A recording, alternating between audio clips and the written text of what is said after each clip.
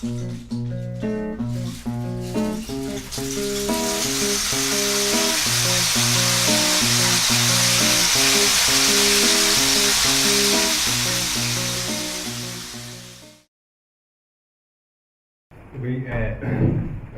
meu nome é Caio.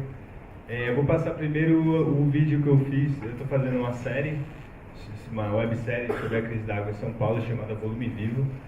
E aí faz um mês, mais ou menos, eu lancei o primeiro episódio, que chama A Negação da Crise. São 17 minutos sem os créditos, que eu vou poupar vocês, que é meio grande. Muitos agradecimentos, porque foi feito com financiamento coletivo e tudo mais. Então, vou desligar aqui o microfone, que vamos assistir, daí depois a gente conversa um pouquinho.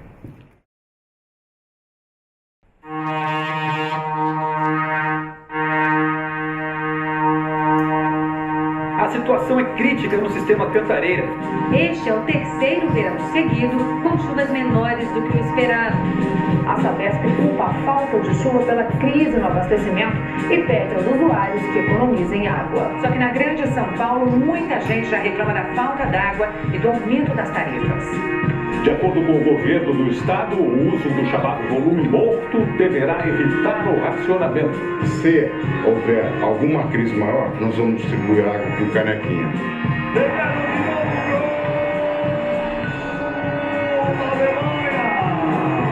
Procuradores federais temem um colapso do sistema e recomendaram ao governo do estado a adoção imediata de um racionamento de água. Não falta água em São Paulo. Não vai faltar água em São Paulo. Geraldo Alckmin foi reeleito governador de São Paulo. São Paulo! A noite cai, o fornecimento também. Em alguns bairros da capital paulista, os moradores reclamam que já está faltando água. O governador de São Paulo, Geraldo Alckmin, reconheceu hoje pela primeira vez o racionamento de água. Apesar das altas do sistema, as recentes chuvas não cobrem a segunda cota do volume morto. Trabalhando para não fazer rodízio. E nada indica hoje que precisa ser feito.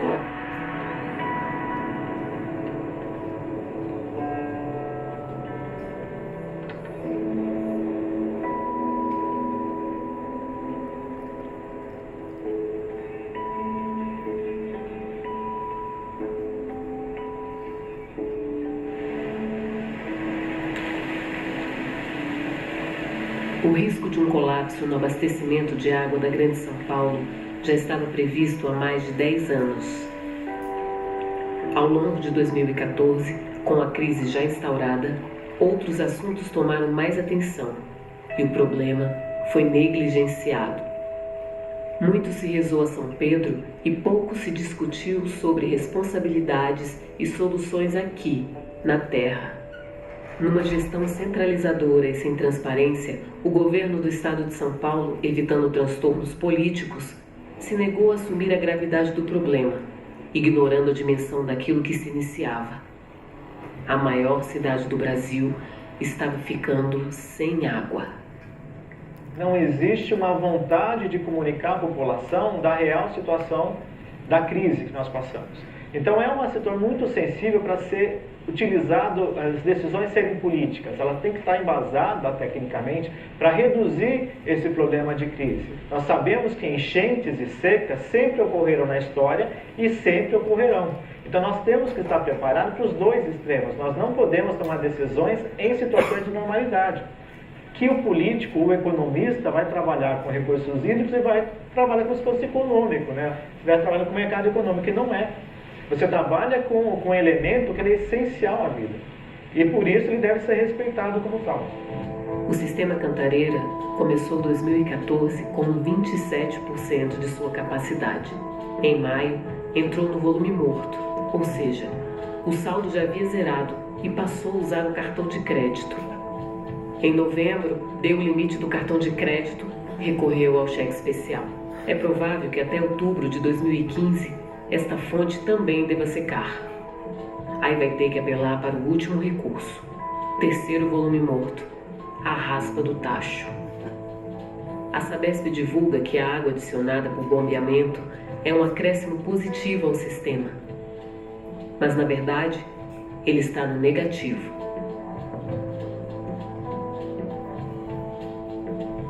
qual será os juros cobrados para encher essas represas novamente?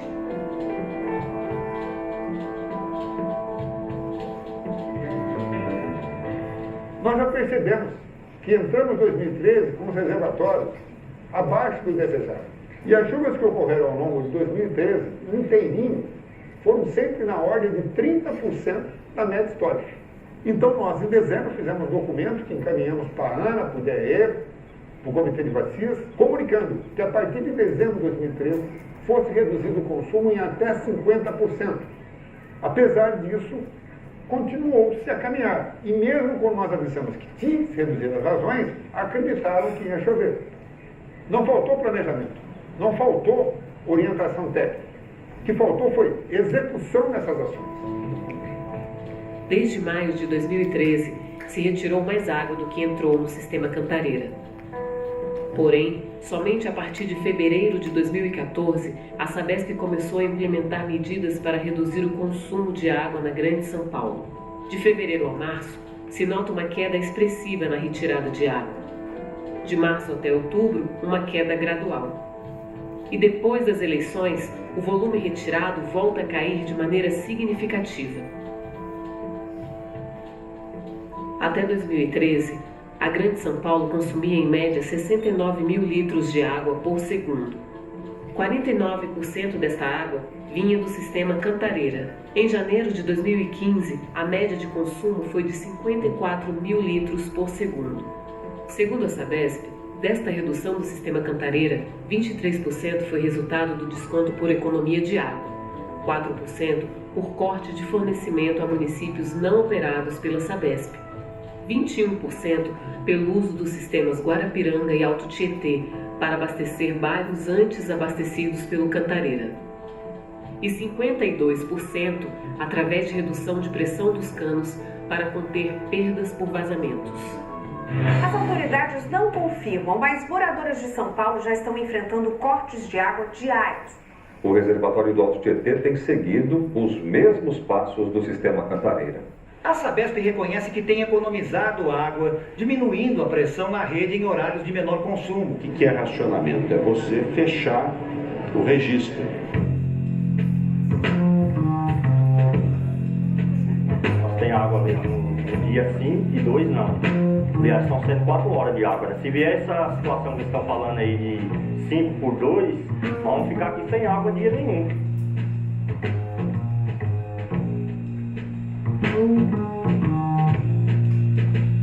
Estamos aqui largados, 20 dias, quando todo dia, dá 20 dias já que está essa situação. Torneira vazia, estamos armazenando água aqui, aí fica sem água para fazer banheiro, né? Chuveiro não sai água de jeito nenhum, é tudo água. Comida também, é tudo no baldinho. Você lava um pouquinho, uma água você vai enxaguando. 3 horas da tarde, vou falar. Céu, vem lavar o bebê. Uma pessoa está sem água diversas horas, é evidente que essa pessoa está sob racionamento. Isso é óbvio. Não tem racionamento no sentido de fecha o sistema e abre amanhã. Isso não tem. E nem deve ter. Agora, restrição hídrica, claro que tem. A gente não tem uma situação de racionamento, mas a gente tem uma situação em que o abastecimento tem interrupção. A falta de informação sobre isso, ela dificulta com que as pessoas se planejem para o que vai acontecer. O fato é que existe esse racionamento, é um racionamento não oficial, e por ser não oficial é muito grave, porque não permite a igualdade, não permite a gente saber se está faltando água num bairro mais rico ou num bairro mais pobre, ou onde é que falta mais água, e não permite que o cidadão se planeje. O MTST, Movimento dos Trabalhadores Sem Teto, mobilizou cerca de 5 mil pessoas. O movimento pediu mais transparência sobre a real situação dos reservatórios e se posicionou contra qualquer aumento na tarifa ou multa. Peraí. Estava fechada?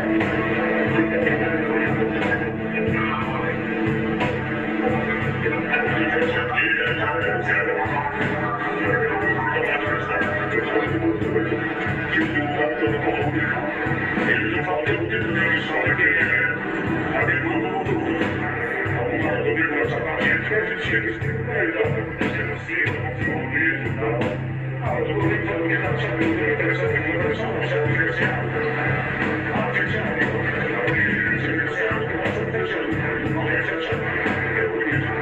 Não temos rodízio de água. Não tem nenhum bairro, nenhum setor de abastecimento que fique 12 horas totalmente sem água. Não temos. Ela chegou a dizer em reunião com diretores da empresa que uma orientação superior impediu a Sabesp de alertar a população sobre a necessidade de economizar água. O governo estadual negou, alegando que sempre agiu com transparência na crise da água. A Sabesp está muito pouco na mídia, acho que é um erro. Nós tínhamos que estar mais na mídia, mais a orientação de orientação. Nós temos superior.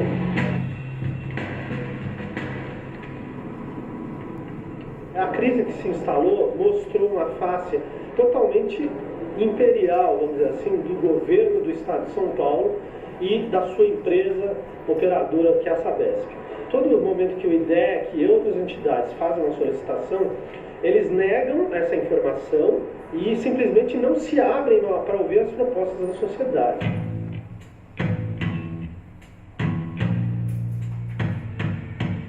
Em dezembro do ano passado, a agência pública pediu para a Sabesp acesso aos contratos de demanda firme através da Lei de Acesso à Informação. O que são esses contratos?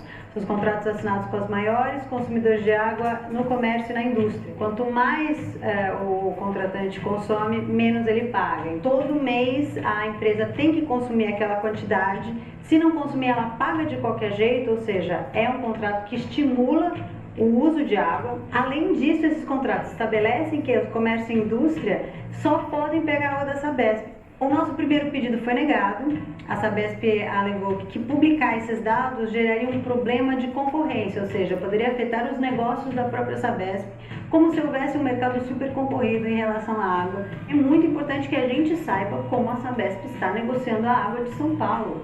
Isso é uma coisa básica para você entender como a gente chegou até a crise e como resolver. Se eu, você, a quem está nos assistindo, vai ter que racionar o uso de água, é justo que também o grande consumidor tenha. A Corregedoria Geral do Estado de São Paulo exigiu que a Sabesp divulgasse todos os contratos de demanda firme. A Sabesp publicou esses contratos, porém, todas as informações contratuais foram censuradas. O governo e a Sabesp vêm pisoteando a lei. Eles vêm violando o Código de Defesa do Consumidor, a Lei Federal de Saneamento e tantas outras legislações que estão aí para garantir o direito do cidadão, o direito à informação, o direito a poder se planejar, né, o direito a manter a sua saúde e segurança. Então, isso são direitos invioláveis, mas que infelizmente estão sendo violados. Segundo a principal lei que regula o uso das águas no Brasil, a Política Nacional de Recursos Hídricos, a água é um bem de domínio público, que em situação de escassez deve ter como uso prioritário o consumo humano e a dessedentação dos animais. Além disso, sua gestão deve ser descentralizada e contar com a participação do poder público, dos usuários e das comunidades.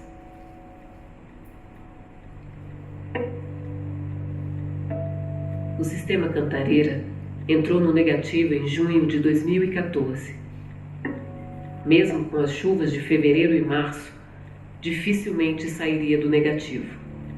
O sistema não tem capacidade de oferecer água até a próxima temporada de chuvas, e contar com elas novamente pode ser arriscado. Se estamos em uma situação excepcional, por que não se tomou nenhuma medida excepcional? Do que se está fugindo? Criar um rodízio ou restringir o consumo de grandes consumidores pode acirrar uma crise econômica e gerar transtornos políticos. Mas um colapso no sistema Cantareira acarretaria, além de uma crise econômica, um caos urbano. Até quando vamos negar que este é um cenário real? Se não tomarmos uma atitude agora, pode ser que no futuro não tenhamos água para garantir o básico à população. A Sabesp apresentou uma série de obras com o objetivo de assegurar o abastecimento dos sistemas Guarapiranga, Alto Tietê e Baixo Cotia, que deverão suprir no ano de 2015 a demanda de parte dos bairros abastecidos pelo Cantareira. Grande parte dessas obras é de transposição de água e interligação dos sistemas. Mas ainda não se apresentou nenhum plano de emergência para abastecer as 5 milhões de pessoas que dependem exclusivamente do sistema Cantareira. Além disso, pouco tem se falado da proteção e recuperação dos mananciais e de uma força-tarefa para diminuir as perdas em vazamentos. As únicas informações que estão sendo dadas é obra, não tem nenhuma audiência pública, nenhuma, entendeu? Está muito claro que a Sabesp e o governo não estão dispostos a abrir a discussão. Mas se eles não conseguiram enfrentar e resolver a crise até agora, eu acho que está mais do que no momento de reconhecer humildemente que as pessoas têm coisas a apresentar. A gente precisa ter uma gestão mais estratégica e envolver a sociedade com as mudanças que precisam ser feitas. A seca é silenciosa, vem aos poucos. Negar a existência de uma crise só contribui para agravá-la e dificulta a percepção de sua gravidade. O que vivemos até agora foi só o começo de um quadro que deve se intensificar e afetar o dia a dia da metrópole pelos próximos anos.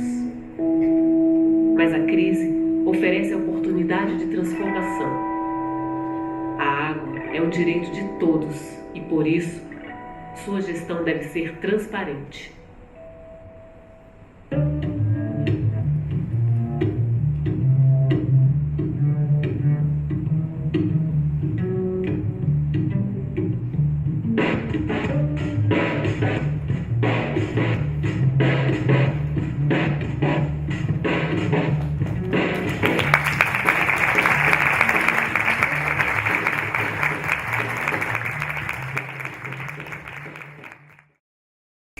Olá, então esse é o primeiro episódio da série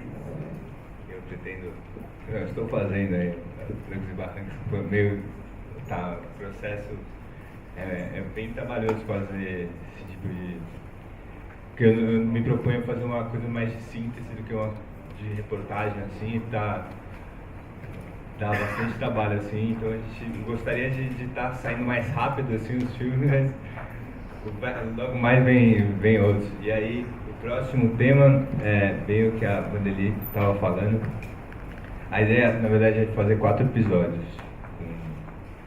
E o próximo vai chamar Água de Dentro, que é pensando nessa lógica de transposição, né? Toda essa crise está baseada na dependência, né? A gente é muito dependente de outros sistemas, principalmente do sistema Cantareira, 50% vinha do sistema Cantareira, e tem essa lógica, e uma coisa que não se fala, né, como as transposições criam conflitos, assim.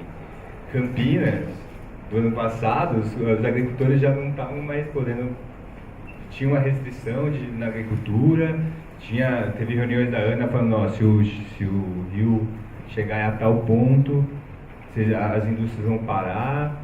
Então você tem, e o que a gente está vendo agora é que as soluções que são propostas,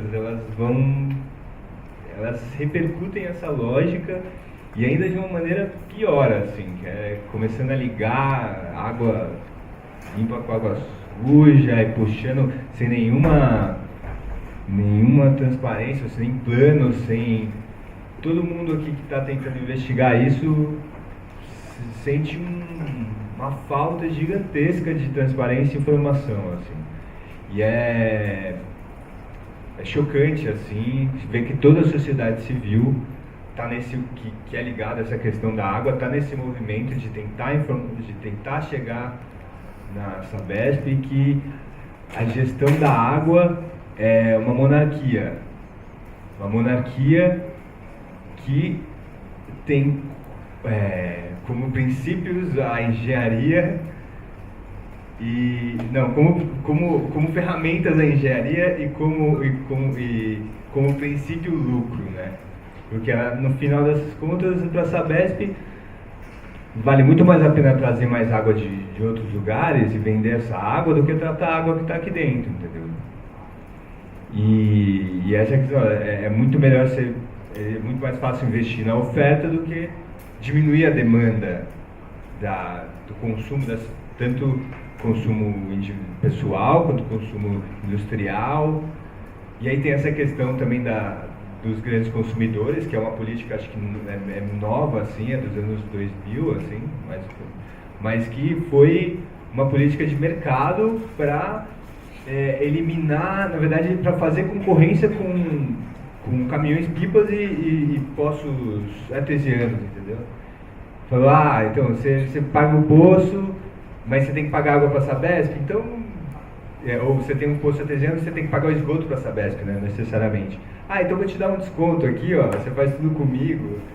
E aí a gente não sabe qual que é o número o volume de água que está sendo usado nisso. Isso não é computado como uso industrial, isso é computado como abastecimento urbano, né, público. E aí a gente está num limbo aí que a gente está sendo controlado por... na verdade não existe democracia. É uma ilusão de que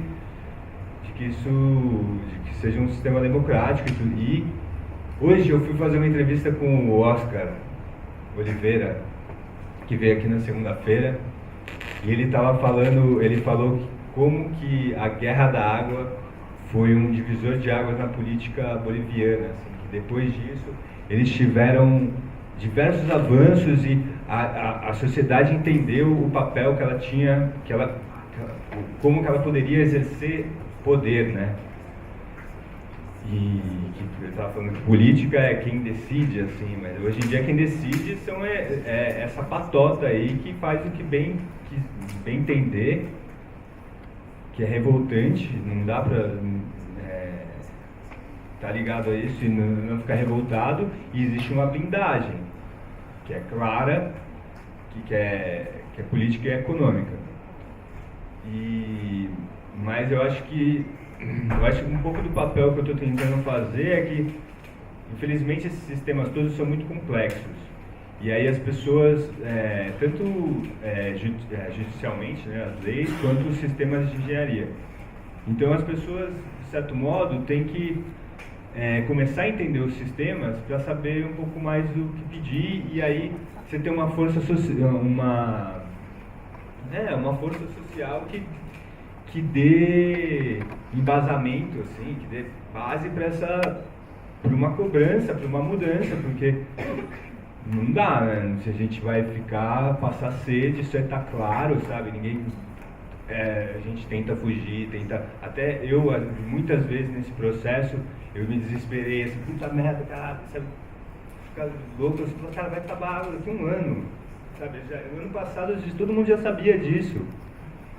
Mas aí você fala, não, mas calma aí, choveu, aí choveu, eu moro aqui no Butantã, ficou 20 dias sem cortar água, entendeu? Voltou a cortar fazem 15 dias. Tipo, você sabe que o negócio está vazio, eles param de cortar.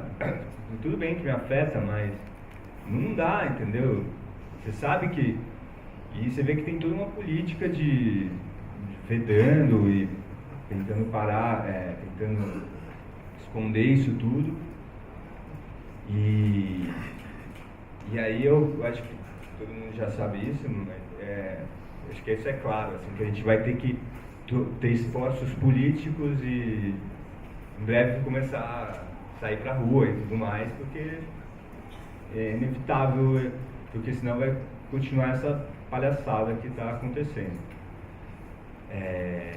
Outra coisa, eu acho que falando mais uma questão de pensando qual que seria a solução mesmo para São Paulo, ela é de longo prazo e é baseado, eu acho que muito no saneamento, assim. Eu lembro quando eu estava fazendo, acho que tem duas questões. Uma é essa lógica que, tipo, a gente sempre vai poder, São Paulo sempre vai poder crescer. E aí a gente, tipo, desculpa, você falou assim, porque pro futuro isso vai faltar, porque a gente vai precisar de uma demanda maior pro futuro. Não, São Paulo não pode mais crescer, é isso ou é isso, entendeu? Tipo, mas sei lá, eu sei que é uma utopia minha, porque isso, as coisas... Eu lembro quando eu também estava fazendo o Entre Rios, eu ficava pensando, não, São Paulo não pode crescer mais, né? Tipo, não vai, né? Aí eu acabei o Entre Rios, aí deu esse boom econômico aí da Copa do Mundo, tá falando, caralho, vai crescendo, você vê que a coisa continua. Mas eu acho que a saída, outra coisa que eu pensava muito quando eu estava fazendo o Entre Rios, eu falava, como é que a gente vai ter essa relação de novo com os rios, né? Como que a gente vai conseguir renaturalizar tudo isso? E eu sempre pensei que, tipo, se não tivesse uma água limpa ali, para as pessoas verem aquilo e não pensarem, mesmo que tenha todo esse histórico de sempre aquela água ter sido vista como suja, se a gente não começar a olhar, se a gente não olhar aquilo novamente se a gente não tiver saneamento e mudar a cara desses rios, a gente nunca vai estar bem integrado, né, bem com a cidade. E eu acho que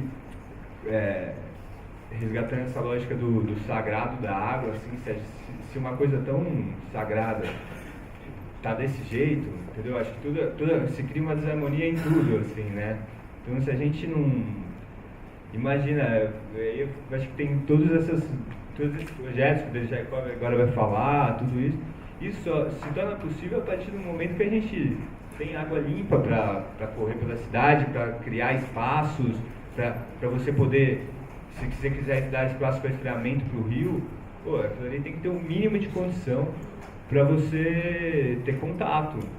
Então, acho que o desafio, primeiro, assim, nos próximos anos, deveria, além, né, de recuperação dos mananciais, tudo mais, que é uma outra questão, mas na cidade a gente pensar o saneamento e que em algum momento, e que a gente vai precisar reusar essa água que a gente, a Barueri lá, a ET de Barueri quando joga a água lá, que é tratamento secundário, polui, continua poluindo, a estação de tratamento continua poluindo. Então, a gente tem que, ser mais criterioso, né? Tem que ter mais cuidado com isso tudo. E, infelizmente, a lógica da Sabesp, que é essa lógica do capital, né, de fazer dinheiro, para eles não é interessante, porque não fecha a conta para dar os dividendos. Então, a gente vai ter aí uma briga longa de discussão, de empoderamento e tudo mais para todas essas batalhas aí que vão ter que ser travadas nos próximos anos, porque essa não é uma crise que vai durar esse ano, nem o ano que vem, provavelmente vai durar mais que 2 anos. Tipo, vai secar esse ano, aí vai ter que encher mais um ano, aí vai usar, tipo, não dá pra saber o que vai acontecer realmente. Mas que acho que uma hora a gente vai ter que esbarrar nisso aí. Acho que é só isso que eu queria falar.